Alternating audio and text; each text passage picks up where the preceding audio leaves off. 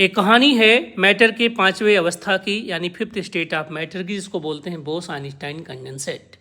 हम जानते हैं कि पार्टिकल दो तरीके के होते हैं, क्लासिकल पार्टिकल और quantum mechanical particle. Classical particle को एक्सप्लेन करने के लिए जो थियरी है वो है मैक्सवेल बोल्ट्जमैन की स्टैटिस्टिक्स। लेकिन क्वांटम मैकेनिकल पार्टिकल दो तरीके के होते हैं। कुछ पार्टिकल ऐसे होते हैं जिनकी स्पिन हाफ या हाफ के मल्टीपल में होती है, जैसे इलेक्ट्रॉन्स, प्रोटॉन और न्यूट्रॉन्स। उनके लिए जो स्पिन आई उनको कहा जाता है फर्मी डिराक, इसको फर्मियांस भी कहते हैं। और जितने भी फर्मियांस होते हैं वो पॉली के एक्सक्लूजन प्रिंसिपल को फॉलो करते हैं, जो कहता है कि एक स्टेट में एक से ज़्यादा सिमिलर स्पिन के पार्टिकल नहीं रह सकते हैं, उनकी स्पिन अपोजिट होनी ही होनी चाहिए।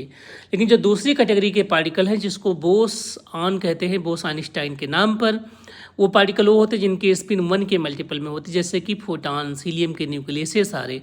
तो उस केस में क्या हो जाता है कि ये पॉली के एक्सक्लूजन प्रिंसिपल को फॉलो ना करने की वजह से एक ही स्टेट में कई सारे पार्टिकल आराम से रह सकते हैं।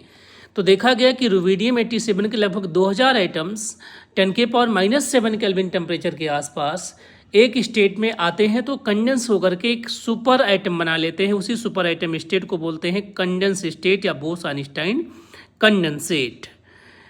ये जो आपके पास, इसके लिए नोबेल प्राइज़ मिला 2001 का। और ये कारनामा ना केवल विदेशी साइंटिस्टों ने किया, इवन इंडियन साइंटिस्टों ने भी किया। टिफर के साइंटिस्ट जो थे, जिसमें सप्तऋषि चौधरी, NCS उन्नीकृष्णन, जो टिफर में काम करते हैं, 2007 में मुंबई में भी सेम चीज़ को अचीव कर लिया है। तो पांचवा स्टेट बार बार पूछा जाता है, VEC क्या है? Fifth state of matter.